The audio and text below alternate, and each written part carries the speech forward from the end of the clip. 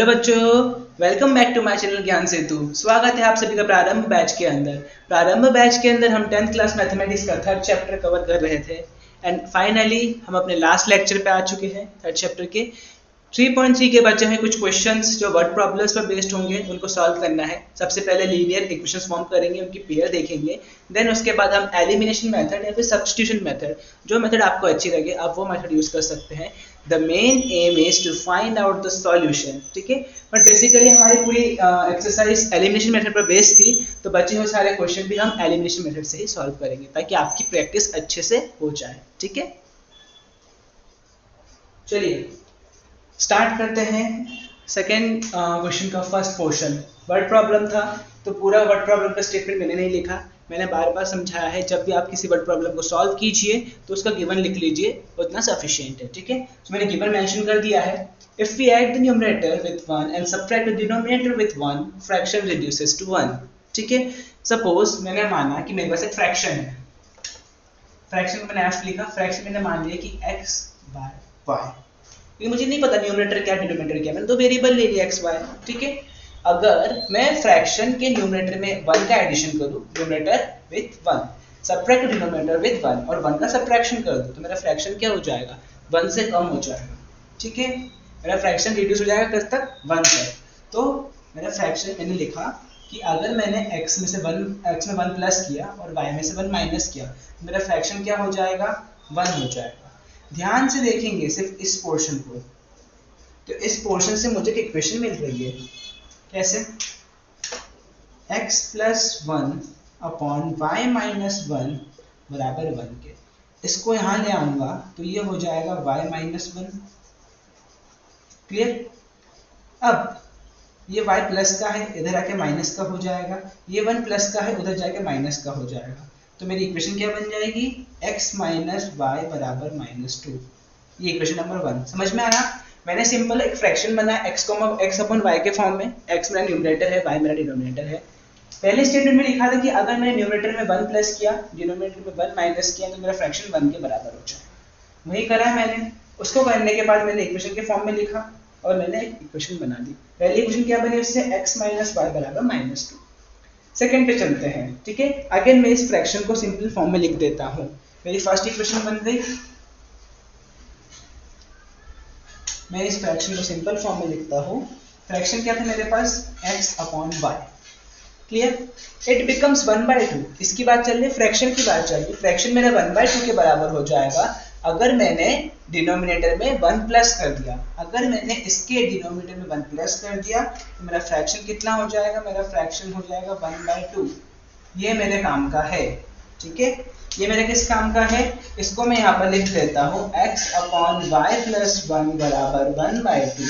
2 इधर हो जाएगा, y प्लस उधर हो जाएगा, तो क्या हो जाएगा 2x बराबर y प्लस 1, y इधर आके माइनस का हो जाएगा, तो 2x माइनस y बराबर 1। ये हो गई मेरी इक्वेशन नंबर 2, क्लियर। ये हो गया इक्वेशन नंबर 1, ये हो गया इक्वेशन नंबर 2। अब जैसे ही मैंने x और y की वैल्यू फाइंड आउट कर ली, जैसे ही मैंने x और y की वैल्यू फाइंड आउट करी, मुझे क्या मिल जाएगा, मुझे मिल जाएगा मेरा फ्रैक्शन x, y। मुझे क्या फाइंड आउट करना है, यही तो फाइंड आउट करना है, x, y, ठीक है। x, y की वैल्यू फाइंड आउट करनी है, बेसिक सा है। उसके लिए मैं क्या करता हूँ, इस गिवन को रफ कर देता हूँ, क्योंकि मुझे मेरी इक्वेशंस मिल चुकी हैं, मेरे पास स्पेस कम है, इसलिए मैं गिवन को रफ कर देता हूँ, ठीक है। आई होप आपको समझ में आया कैसे हमने इक्वेशन फॉर्म करी। जब भी हम वर्ड प्रॉब्लम सॉल्व करेंगे, सबसे पहले अगर हम गिवन लिख के उन स्टेटमेंट से इक्वेशन बनाएंगे तो सबसे इजी रहेगा। Equation number 1, x minus y बराबर minus 2। Equation number 2, 2x minus y बराबर 1।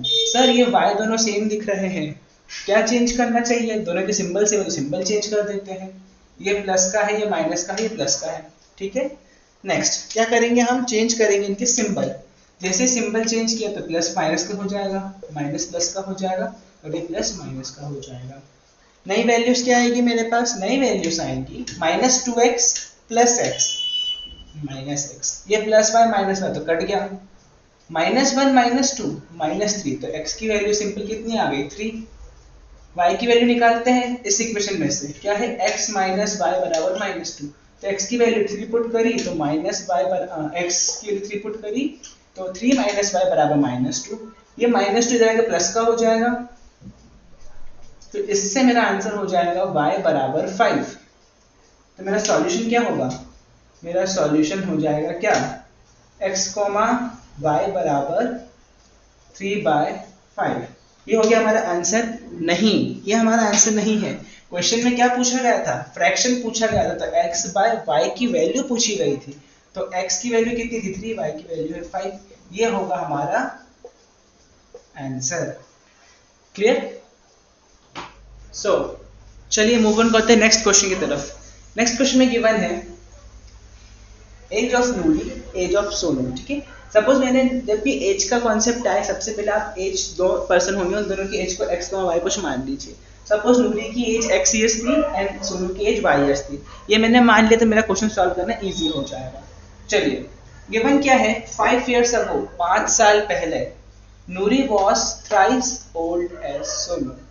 नूरी सोनू से कितने एज की बड़ी थी, 3। सो 5 साल पहले चलते हैं, तो 5 साल पहले, अभी ये x ईयर्स y ईयर्स क्या है, इनकी करंट एज है, करंट एज है। ठीक है, करंट एज है, मतलब अभी उनकी उम्र इतनी है। 5 साल पहले नूरी सोनू से 3 गुना बड़ी थी, तो नूरी की एज 5 साल पहले, तो 5 साल पहले चलते, करंट एज है अभी 5 साल पहले, तो x - 5 करना पड़ेगा। कितनी बड़ी थी, 3 गुना बड़ी थी, किससे, सोनू से। किससे, सोनू से।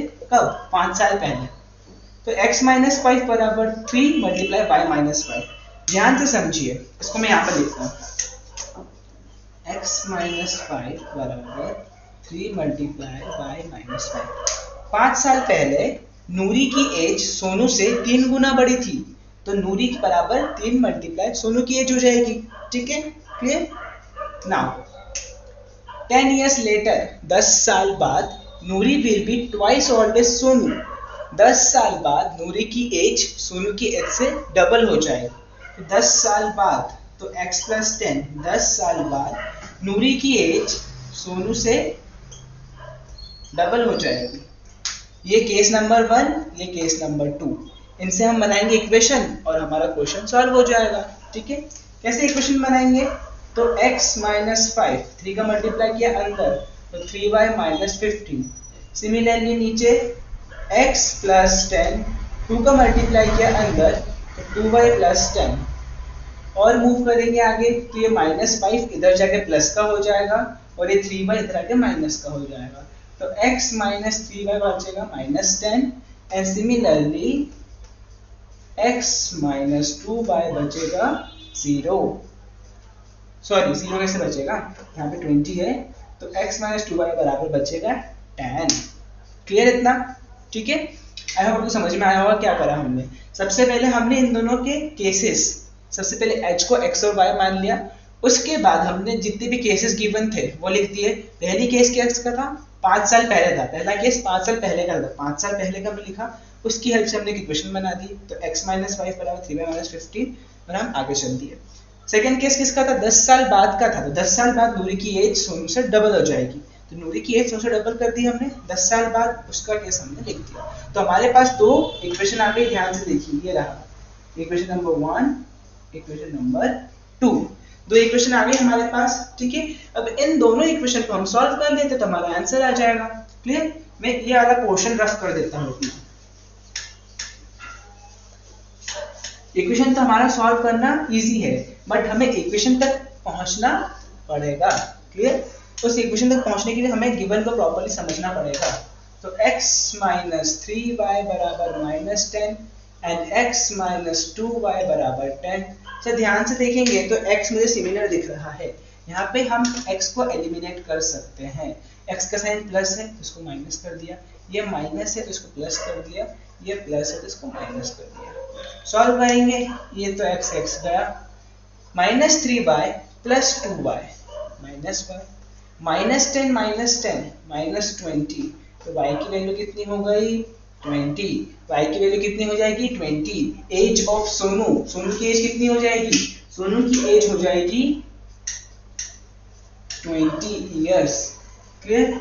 अब निकालनी है नूरी की एज।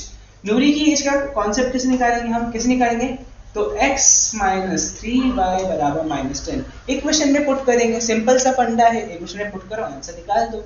ठीक है, तो x माइनस 3, y कितनी थी 2, सोनू की एज कितनी थी 2, माइनस 3 मल्टीप्लाई 2 माइनस 10, तो x बराबर ये हो जाएगा माइनस 60 बराबर माइनस 10, तो x बराबर माइनस का 10 प्लस का 60, तो x की वैल्यू कितनी हो जाएगी 50। अभी नूरी की एज कितनी है, अभी नूरी की एज 50 इयर्स ओल्ड है।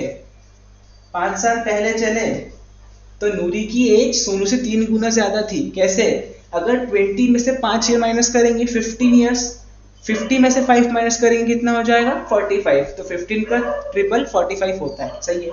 10 साल आगे चले तो 20 प्लस 10 30 हो जाएगा, 50 प्लस 10 60 हो जाएगा, तो 30 60 का डबल हो जाएगा। ठीक है, डन। आई होप आपको समझ में आया होगा कैसे हम एलिमिनेशन मेथड की हेल्प से, कैसे हम कोई सी भी मेथड की हेल्प से पर्टिकुलर वर्ड प्रॉब्लम के अंदर हमारे वेरिएबल डिफाइन करेंगे। वेरिएबल डिफाइन करने के बाद केस जो स्टेटमेंट्स गिवन है उसके बेसिस पे इक्वेशन फॉर्म करेंगे एंड देन उन वेरिएबल्स की वैल्यू फाइंड आउट करेंगे। सो स्टार्ट करते हैं नेक्स्ट क्वेश्चन। बहुत ही ट्रिकी, बहुत इंटरेस्टिंग क्वेश्चन है, बहुत मजा आएगा आपको इस क्वेश्चन को सॉल्व करने में। ठीक है, गिवन है लेट अस सपोज अ 2 डिजिट नंबर, हमारे पास एक 2 डिजिट का नंबर है। केसेस हमारे पास 2 ही है। ठीक है, पहला केस क्या है, उन डिजिट्स का सम 9 के बराबर होगा। दूसरा केस थोड़ा ट्रिकी है, 9 times of the number is twice the number obtained by reversing it's order. Second case से बात पे आएंगे। सबसे पहले समझते हैं 2 डिजिट नंबर क्या होता है। 2 डिजिट नंबर में कितनी फेस वैल्यू पॉसिबल है और कितनी प्लेस वैल्यू पॉसिबल है। ठीक है, 2 डिजिट नंबर की बात करें तो हमारे पास सिर्फ 2 ही प्लेस होती है, एक वंस के लिए एक टेंस के लिए। ठीक है, एग्जांपल 23 44 जितनी भी 2 डिजिट के नंबर है उसमें 2 प्लेसेस ऑब्वियसली, एक वंस एक टेंस। तो वंस की प्लेस पे मान लिया मैंने क्या है y है, टेंस की प्लेस में मैंने मान लिया x है, इसलिए मैंने यहाँ पर xy लिखा है। ठीक है, x y, y की प्लेस पे वंस, सॉरी वंस की प्लेस पे y है, टेंस की प्लेस पे x है हमारा। क्लियर, चलिए मूव करते हैं नेक्स्ट फर्स्ट केस की तरफ। फर्स्ट केस क्या बोलता है, सम ऑफ दिस डिजिट इज 9। ठीक है, इन डिजिट्स का सम क्या होगा 9, ये हमारे हो गए। इन डिजिट्स का सम क्या होगा 9।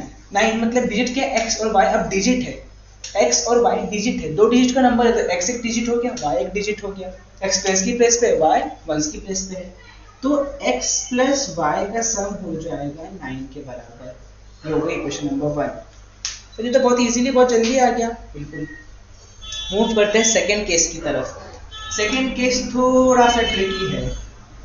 सर सेकंड केस ट्रिकी कैसे है, 9 times of the number is twice the number obtained by reversing its order। 9 times number, तो नंबर का 9 टाइम करते हैं, 9 टाइम करेंगे नंबर का तो 9। अब नंबर का 9 टाइम से कैसे करूं, यहीं पे आती है हमारी ट्रिक। हमने x को टेंस की प्लेस पे लिया है, y को वंस की प्लेस पे लिया है। चलिए मैं समझाता हूँ मैं क्या बोलना चाहता हूँ। सपोज मैंने लिखा 24, तो 24 को अगर मैं अलग अलग लिखूं तो कैसे लिखूंगा, 4 किसकी प्लेस पे है, सर 4 हमारा वंस की प्लेस पे है, 2 किसकी प्लेस पे है, 2 हमारा टेंस की प्लेस पे है। इसका मतलब अगर इन दोनों डिजिट को अलग अलग लिखना है तो मुझे कुछ इस तरीके से लिखना होगा। आप इसको मल्टीप्लाई करके प्लस कीजिए, आपका आंसर 24 आएगा। 2 10 20 प्लस 4।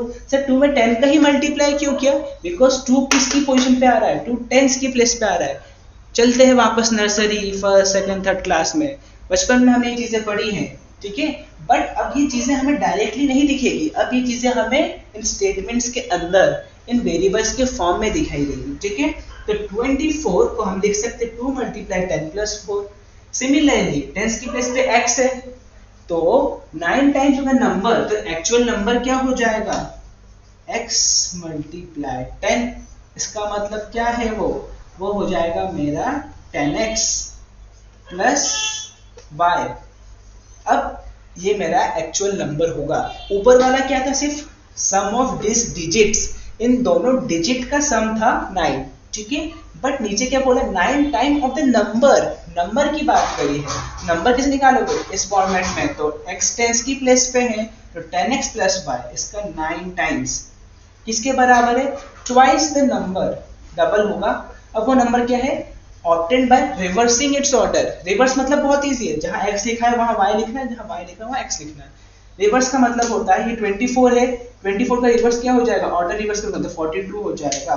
42 मतलब क्या? 4 मल्टीप्लाई 10 प्लस 2, जहां पे x था वहां पे y आ गया, जहां पे y था वहां पे x आ गया। तो इसका मतलब इसको लिखना पड़ेगा 10y प्लस x।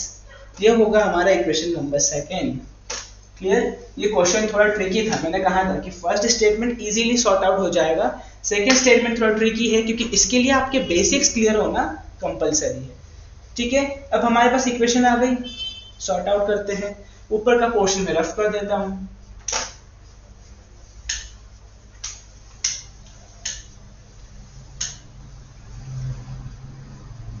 ठीक है, चलिए इक्वेशन क्या है? सबसे पहले x plus y equals to 9, ये तो सॉर्टेड है, कोई दिक्कत वाली बात है ही नहीं। अब 9 multiply 10x plus y equals to 2 multiply 10y plus x, ये है इक्वेशन नंबर सेकेंड। इसको हमें थोड़ा सा सॉल्व करना पड़ेगा ताकि हम एलिमिनेशन मेथड के लिए इसको फॉर्म में ला सके। मल्टीप्लाई करते इसका अंदर तो हो जाएगा 90x प्लस 9y, इसका मल्टीप्लाई करेंगे तो 20y प्लस 2x। ठीक है, चलिए इसको यहाँ पे ले आते हैं, इसको भी यहाँ पे ले आते हैं, तो ये हो जाएगा 90x minus 2x plus 9y minus 20y बराबर, यहाँ पे क्या हो जाएगा? 0। यहाँ पे क्या हो जाएगा मेरा? 0। ठीक है, नेक्स्ट स्टेप क्या होगी? 88x माइनस 11y बराबर 0। क्लियर? सर मुझे इसमें से 11 कॉमन दिख रहा है। ये जिसको दिख गया उसकी आंखें चमक गई। ठीक है, जिसकी आंखें चमक गई इस क्वेश्चन पे, सर इसमें से 11 कॉमन दिख रहा है, बाहर निकाल देता हूं ना, तो 8x माइनस y बराबर क्या बचेगा? 0। और 8x माइनस y बराबर भी 0, क्योंकि 11 इधर मल्टीप्लाई का है, उधर डिवाइड का हो जाएगा, मुझे कोई फर्क नहीं पड़ता है उससे, क्योंकि वो तो क्या है? कांस्टेंट है। तो ये हो गई मेरी final equation number 2, 8x minus y बराबर 0। क्लियर? चलिए इक्वेशंस को सॉल्व कर लेते हैं इस तरफ। x प्लस वाई बराबर 9, 8x माइनस वाई बराबर 0। सॉल्व करते हैं। सर y तो पहले माइनस का है, हटा दो इसको, 8x प्लस 9x हो जाएगा 9x अपॉन बराबर 9। तो इससे x की वैल्यू तो मेरी किसके बराबर आ गई? 1 के बराबर आ गई। x की वैल्यू कितनी आई मेरी? 1। पुट करेंगे x बराबर 1 इस इक्वेशन में, तो x प्लस वाई बराबर था 9, तो 1 प्लस वाई बराबर 9 है, तो y की वैल्यू ऑब्वियसली क्या हो जाएगी? 8। क्लियर? तो मेरा एक्चुअल नंबर क्या होगा? 2 डिजिट नंबर क्या था मेरा एक्चुअल? स्टार्टिंग में चलते हैं, हमने कहा था कि हमारा 2 डिजिट नंबर क्या था? xy था, तो हमारा आंसर क्या होगा? 18। Answer is what? 18। ठीक है, क्योंकि x और y क्या है? x और y अलग अलग नहीं है, x और y एक 2 डिजिट नंबर है, तो x की प्लेस पे 1 आ गया, y की प्लेस पे 8 आ गया, 18। चलिए आया समझ में? इन दोनों का सम करेंगे डिजिट्स का तो आपको 9 मिल जाएगा। अगर आप इसको 9 टाइम करके ट्वाइस करेंगे इसके रिवर्स ऑर्डर का, तो भी आपको प्रॉपर्ली आंसर मिल जाएगा। ठीक है, सो स्टार्ट करते हैं फोर्थ क्वेश्चन। ठीक है, बहुत इजी क्वेश्चन है, बहुत इंटरेस्टिंग क्वेश्चन है। मैं चाहूंगा कि आप पहले वीडियो को पॉज कीजिए, गिवन लिखा है, गिवन की हेल्प से आप खुद से इक्वेशन को फॉर्म करने का ट्राई कीजिए, एंड देन आप यहाँ पे इसको सॉल्यूशन देख सकते हैं। ठीक है, सो आपने वीडियो को पॉज करके क्वेश्चन को सॉल्व करने का ट्राई किया होगा। चलिए, Meena went to bank to withdraw ₹2000। ठीक है, काम की चीज क्या है कि मीना बैंक गई, मीना को 2000 रुपए विड्रॉ करने थे, लेने थे बैंक से। उसने मैनेजर से कहा कि उसको सिर्फ 50 और 100 रुपीस के नोट्स चाहिए। ठीक है, 50 और 100 रुपीस के नोट्स चाहिए, जिससे 2000 रुपीस कंप्लीट हो जाए। मीना को टोटल 25 नोट मिले, ध्यान से समझिएगा, 25 नोट मिले। कि कौन सा नोट किसका था, 50 रुपीस कितने, 100 रुपीस कितने, वो नहीं पता, सिर्फ 25 नोट मिले, जिससे उसका 2000 का अमाउंट कंप्लीट हो गया। ठीक है, अब हमें ये बताना है कि मीना को कितने 50 रुपीस और कितने 100 रुपीस के नोट्स मिले। ठीक है, बहुत इजी क्वेश्चन है। जैसे ही हमारे पास ये आया कि कितने नोट्स चाहिए, सबसे पहले क्या करा, लेट लगा दिया। Let number of 50 rupees notes को मान लिया हमने क्या x, 50 रुपीज के x नोट्स थे। Similarly number of 100 rupees notes कितने मान लिए हमने y। देखिए यहाँ पे चलते सबसे पहले स्टेटमेंट नंबर 2 पे। स्टेटमेंट नंबर 2 क्या कह रहा है, शी रिसीव 25 नोट्स। भाई 50 रुपए के x नोट मान लिया हमने, 100 रुपीज के y नोट्स मान लिए, ठीक है। किसको x 50 रुपीज के नोट मिले, y 100 रुपीज के नोट मिले। टोटल नोट कितने हो गए 25। इसका मतलब क्या पता चल रहा है कि x प्लस y बराबर तो हो गए 25। ये हो गया इक्वेशन नंबर 1, कोई इशू नहीं। अब चलते हैं ऊपर वाले केस पे। किस्त के नोट चाहिए थे 50 रुपीज और 100 रुपीज के ही नोट्स चाहिए थे, तो उसने 50 रुपीज के x नोट निकाले प्लस 100 रुपीज के y नोट निकाले, तो उसका टोटल अमाउंट 2000 बन गया।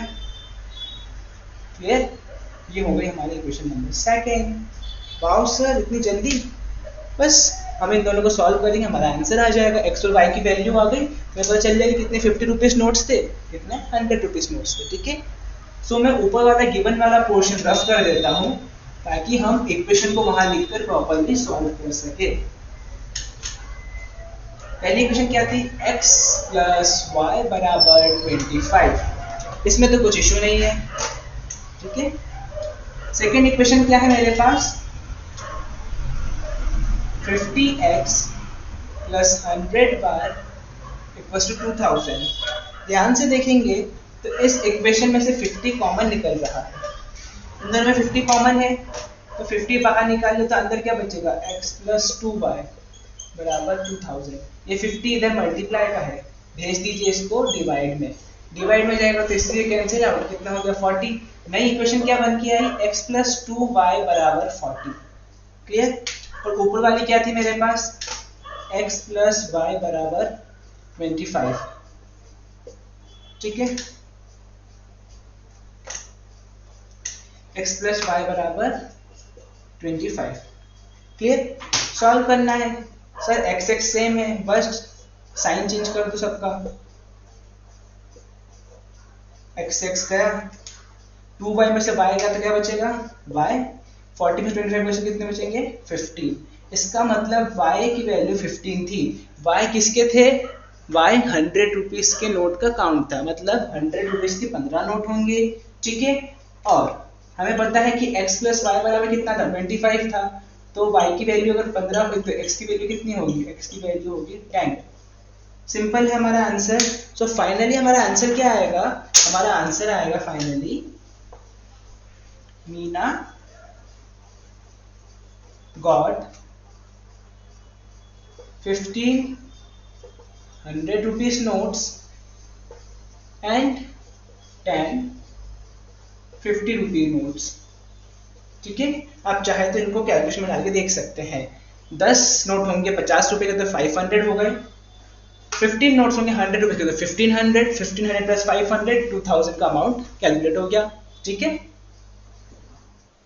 सो लास्ट क्वेश्चन है फाइनली हमारे चैप्टर का, इस लेक्चर का एंड इस एक्सरसाइज का भी, ठीक है। लैंडिंग लाइब्रेरी है हमारे पास, लाइब्रेरी ने एक फिक्स चार्ज कर रखा है। फिक्स चार्ज कितने रुपीस का, सपोज हमने मान लिया x रुपीस, ठीक है। लाइब्रेरी ने फर्स्ट 3 दिन के लिए एक फिक्स चार्ज रखा जिसको हमने x मान लिया, बाकी हर एडिशनल डे के लिए वो रुपीस y चार्ज लगाता है। इसका मतलब पहले 3 दिन का चार्ज सिर्फ x रुपी होगा और जितने डेज एक्स्ट्रा होंगे उतना उस पर पर डे y रुपी चार्ज लगता जाएगा। समझिए जरा, सपोज मैंने मान लिया कि मैं एक लाइब्रेरी में गया, मुझे फर्स्ट 3 दिन के लिए 20 रुपीज पे करना पड़ रहा है और हर एडिशनल डे के लिए मुझे 5 रुपीज पे करना पड़ रहे हैं, ठीक है।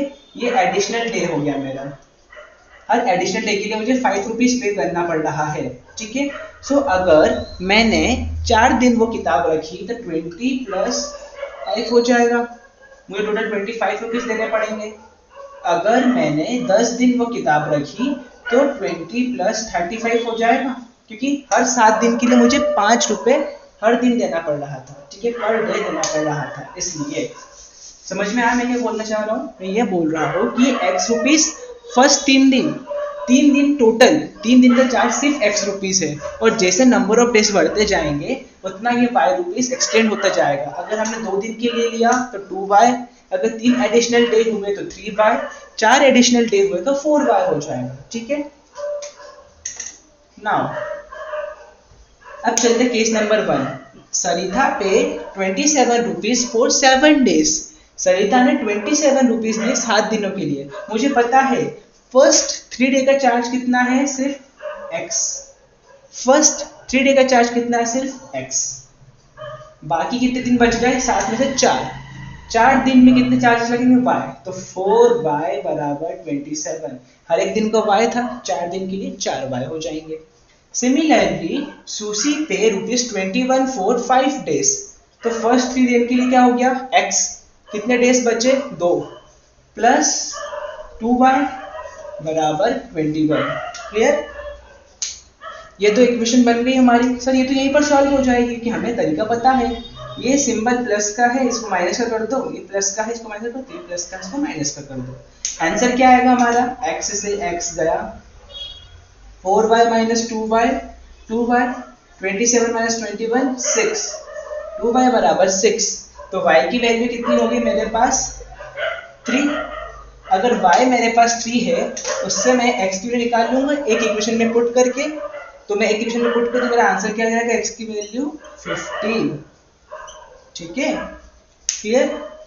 तो फिक्स डे का चार्ज कितना है, 15 रुपीज। एडिशनल डे के चार्जेस कितने हैं, 3 रुपीज। फाइनली हमारा आंसर भी आ गया है। क्लियर। अब आप जब भी वर्ड प्रॉब्लम का सॉल्यूशन लिखिए तो उसको प्रॉपर स्टेटमेंट के फॉर्म में लिखेगा। That library has a fixed charge of 15 rupees for first 3 days and 3 as additional charge for extra days. ठीक है, आई होप आपको सारे के सारे वर्ड प्रॉब्लम्स क्लियर होंगे। वर्ड प्रॉब्लम्स के अंदर हमने इक्वेशन कैसे बनाई वो इम्पोर्टेंट था, कि स्टेटमेंट्स लिखी, वेरिएबल्स डिफाइन किए, देन हमने इक्वेशन बनाई, उस पेयर को सॉल्व किया।